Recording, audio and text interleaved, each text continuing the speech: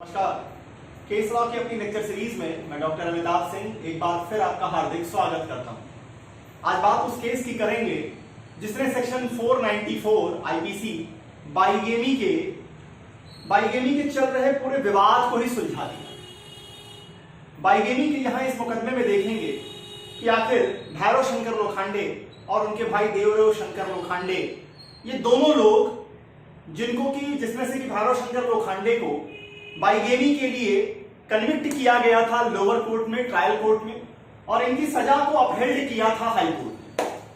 लेकिन जब मामला सुप्रीम कोर्ट पहुंचा तो एक ऐसा तर्क दिया गया, एक ऐसी लॉजिक रखी गई, और जिस लॉजिक में ऑक्सफोर्ड डिक्शनरी भी आती है, और ऑक्सफोर्ड डिक्शनरी के आने के बाद सोलेमनाइजेशन, इस वर्ड के ऊपर मैरिज सोलेमनाइजेशन, सेरेमनी सोलेमनाइजेशन, इस बात को लेकर के जो इंटरप्रिटेशन सुप्रीम कोर्ट ने रखी, उसने भैरव शंकर लोखंडे और देवदेव शंकर लोखंडे दोनों को ही घर जाने का रास्ता दे दिया, उनको 494 के कन्विक्शन से हटा दिया।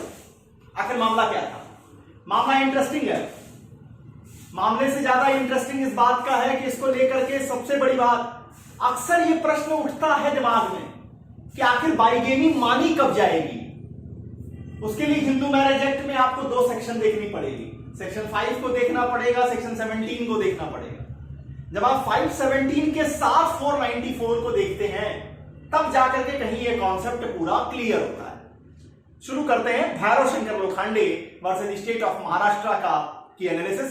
ये 1965 की केस है। हुआ क्या था? देखिए, भैरव शंकर लोखंडे, बीएस लोखंडे की जो पहली शादी थी, इनकी जो शादी होती है, पहली फर्स्ट जो मैरिज होती है, वो इंदुबाई से होती है।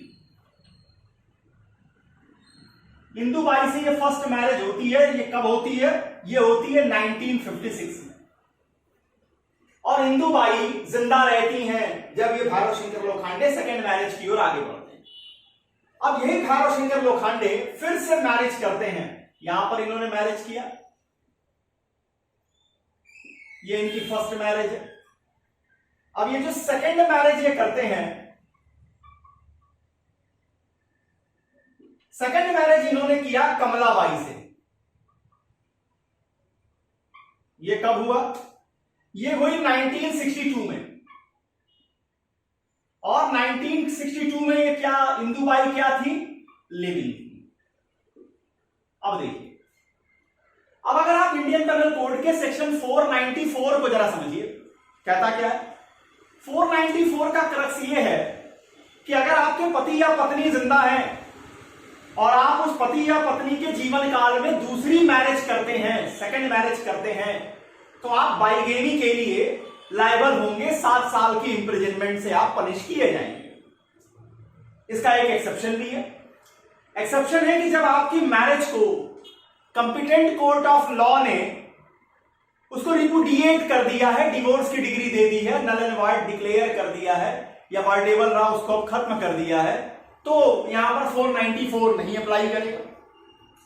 या जिस पति पत्नी की बात हो रही है वो पिछले 7 साल से लापता है, 7 साल या उससे ज्यादा समय से लापता है, और उसके बारे में उन किसी भी लोगों ने कुछ नहीं सुना है जिनको पता होता अगर वो जिंदा होते।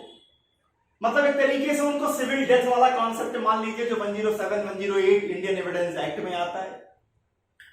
तो वहां पर अगर आप इस बात को बताते हैं जिससे आप सेकंड मैरिज कर रहे हैं, उसको इस बात की पूरी जानकारी दे देते हैं कि मैं पहले से मैरिड हूं और वो व्यक्ति जिससे मैं मैरिड हूं वो 7 साल या इससे ज्यादा समय से लापता है, उसके बारे में किसी ने भी कुछ नहीं सुना है, ये बताते हुए अगर आप सेकंड मैरिज करते हैं तो वहां पे आप बाइगेमी में नहीं आएंगे।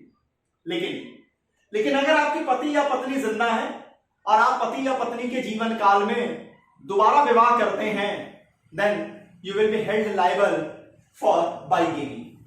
यहां बीएस लोखंडे ने पहली शादी 1956 में इंदुबाई के साथ की। इस शादी में सारी सेरेमनीज पूरी की गई। अब भैरव शंकर लोखंडे 1962 में कमलाबाई के साथ शादी करते हैं फिर से।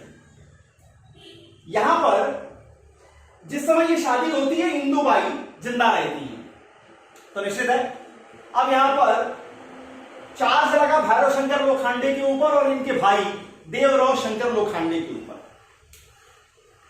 इनके भाई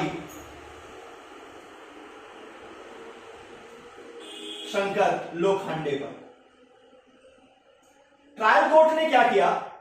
ट्रायल कोर्ट ने इनको लायबल किया 494 के लिए, 494 आईपीसी के लिए, और इनके भाई को लायबल किया IPC 494 read with section 114 Indian penal code. ये जो 114 आपकी आती है, ये अवेटमेंट के केस में आती है, जब आप किसी अपराध को करने के लिए या तो किसी को उत्प्रेरित करते हैं, इंटाइस करते हैं, या उसको किसी तरह का एड देते हैं, और या कह लीजिए कि आप उसके साथ एक कॉन्स्पिरेसी में पार्ट लेते हैं, पार्टिसिपेट करते हैं। 114 का कहना है ये तीनों तरीके हैं आपको अबेटमेंट करने के। 107, 108 में इसको 107 में अबेटमेंट क्या है ये बताया गया, 108 में ये बताया गया कि अबेटर किसे कहते हैं, और फिर ये पूरा चैप्टर 107 से 120 तक आता है। इसकी पूरी विवेचना आईपीसी के अपने लेक्चर सीरीज में, जिसे मैं 15 अगस्त की शाम 5:30 से शुरू कर रहा हूं, वहां पर सेक्शन नंबर 76 से शुरू करके 511 तक की फुल एनालिसिस, उसमें ये भी चीजें आएंगी कि आखिर जो हमारे यहां प्रोविजन है इसका कंपैरेटिव एनालिसिस क्या है, इसमें फॉरेन की केस लॉ का क्या कहना है, और भारत की प्रेसिडेंट क्या कह रही है, सारी चीजों की एनालिसिस 15 अगस्त की शाम 5:30 से अपने आईपीसी लेक्चर सीरीज में करने जा रहा हूं। यहां पर समझिए कि सेक्शन 114 क्या कह रहा है। सेक्शन 114 ये कह रहा है कि जब अबेटमेंट करने वाला उस जगह पर प्रेजेंट होगा, तब उसकी रिस्पॉन्सिबिलिटी को फिक्स किया जाएगा, तब वो ज्यादा रिस्पॉन्सिबल माना जाएगा अगर वो क्राइम सीन पर वो भी उपस्थित। तो यहां देवराव शंकर लोखंडे को सेक्शन 114 इंडियन पेनल कोड 494 के साथ 494 में लायबिलिटी किसकी फिक्स हुई? भैरव शंकर लोखंडे। और हाईकोर्ट ने क्या किया? हाईकोर्ट ने सजा को अपहेल्ड कर दिया। हाईकोर्ट ने कहा बिल्कुल ठीक है, इंदुबाई के जिंदा रहते, इन्होंने दूसरी मैरिज की है कमलाबाई के साथ, इसका मतलब है कि ये 494 बाइगेमी के लिए लायबल है। अब मामला पहुंचता है सुप्रीम। अब सुप्रीम कोर्ट में मामला क्या पहुंचा? सुप्रीम कोर्ट में जब अपील फाइल की भैरव शंकर लोखंडे ने, तो यहां पर इन्होंने तर्क दिया। वो तर्क बड़ा मजेदार है। इन्होंने कहा कि इंडियन पेनल कोड सेक्शन 494 को अप्लाई होने के लिए यह जरूरी है कि जो सेकंड मैरिज की गई है, ये जो सेकंड मैरिज हो रही है जिसके आधार पर मुझे सजा दी जा रही है, इसमें सारी सेरेमनीज का पूरा होना जरूरी है। अगर वहां सेरेमनीज पूरी नहीं है, if the marriage can't be entertained by the in totality of the ceremony, then it didn't cover under the proverb of second marriage. इसका मतलब कि भैरव शंकर लोखंडे ये तर्क दे रहे थे कि बाइगेमी के लिए अगर आप रिस्पॉन्सिबल करना चाहते हैं तो फर्स्ट मैरिज को भी आपको वैलिड साबित करना होगा, और इसके साथ साथ सेकेंड मैरिज को भी आपको वैलिड साबित करना होगा। वैलिडिटी का मतलब जब पता चला सेक्शन 5 की सारी शर्तें पूरी करती हैं, स्पाउस वाली शर्त को अगर छोड़ दें तो आखिर बात उठती है कि आखिर कौन सी शर्तों की बात भैरव शंकर लोखंडे कर रहे हैं। अब इसके लिए जरा सा हिंदू लॉ में आ जाइए। सेक्शन 5 को जो कि एसेंशियल की बात करता है, सेक्शन 5 और 7 दो ही सेक्शन वहां पर ऐसे हैं जो एसेंशियल चीजों के बारे में बात करते हैं। सेक्शन 5 ये कहता है कि शादी की जो शर्तें हैं उसमें पहली शर्त क्या है कि आपका जीवित पति पत्नी नहीं होना चाहिए, और अगर जीवित पति पत्नी होगा तो फिर क्या होगा? सेक्शन 17 हिंदू मैरिज एक्ट में ऐसी जो दोबारा जो मैरिज होगी वो वॉइड हो जाएगी। इसको थोड़ी देर के लिए छोड़ दीजिए। इसके बाद जो शर्तें हैं कि कंसेंट देने वाली बात आएगी। चलिए, कंसेंट के आधार पर अगर मैरिज कहीं दिक्कत आएगी तो वो वॉइडेबल होगी, वॉइड तो होगी नहीं। फिर आ जाइए कि उम्र वाली बात होगी, 18 और 21 की बात आएगी। उम्र वाली बात में भी दिक्कत नहीं है, क्योंकि चाइल्ड मैरिज कुछ भी हो, मैरिज तो हमेशा लीगल रहेगी। भले आप पनिशेबल किए हुए हैं चाइल्ड मैरिज रिस्ट्रेंट एक्ट में, लेकिन मैरिज हमेशा क्या होगी? वो लीगलाइज रहेगी, वो लीगल रहेगी। अब आ जाइए कि पार्टीज के बीच में प्रोहिबिटेड डिग्री नहीं होनी चाहिए और सपिंड रिलेशन नहीं होना चाहिए। अब यहां पर 3 ग्राउंड बनते हैं जब आप वॉइड मैरिज को देखते हैं। पहला जब ग्राउंड देखते हैं वॉइड मैरिज का कि अगर आपका लिविंग स्पाउस है, नंबर सेकंड जब आप देखते हैं कि आप सपिंड में हैं और प्रोबेटेड डिग्री में है नंबर थर्ड। एक और सेरेमनी की बात सेक्शन 7 करता है। सेक्शन 7 कहता है कि शादी कैसे होगी, सोलमनाइजेशन कैसे होगी। तो कहते हैं कि या तो पक्षकारों के यहाँ जो पार्टीज हैं उनके यहाँ जो कस्टम होंगे उनको फॉलो करेंगे, और अगर ऐसा कोई कस्टम नहीं है तो फिर वहां पर क्या करेंगे, सप्तपदी होगी, मतलब हवन होगा और 7 फेरे पूरे किए जाएंगे। तो जब ये 7वां फेरा जब पूरा हो जाएगा तो हम कहेंगे कि सेरेमनी जो है वो एक वैलिड मैरिज की पूरी होगी। अब भैरव शंकर लोखंडे का तर्क समझिए। भैरव शंकर लोखंडे कह रहे हैं कि इंदुबाई वाले मैरिज में सारी चीजें हैं, सप्तपदी है, हवन है, सब है, लेकिन जब आप कमलाबाई वाले शादी को देखेंगे तो यहां सप्तपदी नहीं है। तो जब यहां सप्तपदी ही नहीं है, जो एसेंशियल सेरेमनी है वही पूरी नहीं की गई है, तो जब मेरी शादी कमलाबाई के साथ वैलिडिटी में आई ही नहीं, तो फिर अभी ले देकर के लीगल तरीके से तो मैं एक ही पत्नी रख रहा हूं, इनको पत्नी वाला दर्जा तो मिलेगा ही नहीं, क्योंकि ये वैलिड मैरिज के रूप में तो आई ही नहीं। इस तर्क को रखा भैरव शंकर लोखंडे ने सुप्रीम कोर्ट के सामने। अब सुप्रीम कोर्ट ने यहां सहारा लिया शॉर्टर ऑक्सफोर्ड डिक्शनरी का। अब वो क्या कह रहा है, शॉर्टर ऑक्सफोर्ड डिक्शनरी का कहना है, unless the marriage is celebrated और perform with proper ceremonies and in due form it can't be said to be solemnized. अब लीजिए, जो तर्क भैरव शंकर लोखंडे दे रहे हैं वही बात ऑक्सफोर्ड की शॉर्टर डिक्शनरी भी कह रही है। क्या कह रही है? कह रही है कि जब तक मैरिज सेलिब्रेटेड या परफॉर्म न की जाए सारे सेरेमनीज के साथ, प्रॉपर सेरेमनीज के साथ, तब तक हम ये नहीं कहेंगे कि वो सोलमनाइज की गई। तो जब वो सोलमनाइजेशन ऑफ मैरिज ही नहीं हुई है तो फिर सेकेंड मैरिज का बात ही कहां उठी, और फिर बाइगेमी के लिए आप पनिशमेंट कैसे दे पाएंगे। इसका मतलब कि यहां कोर्ट ने यह कहा कि अगर आप बाइगेमी के लिए केस फाइल करना चाहते हैं तो आपको सेकेंड मैरिज के केस में भी हवन को, सप्तपदी को आपको एविडेंस के जरिए प्रूफ करना पड़ेगा।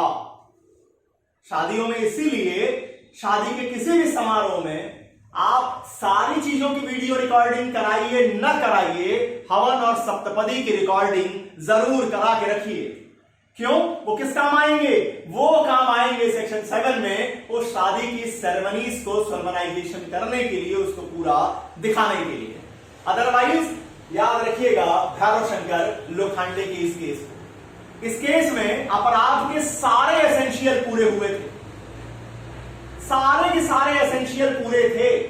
सोचिए, कमलाबाई की स्थिति को जरा समझिए कि यहां एक पत्नी के रूप में ये आती भी है और पता ये चलता है कि वो तो लीगल तरीके से पत्नी हुई ही नहीं।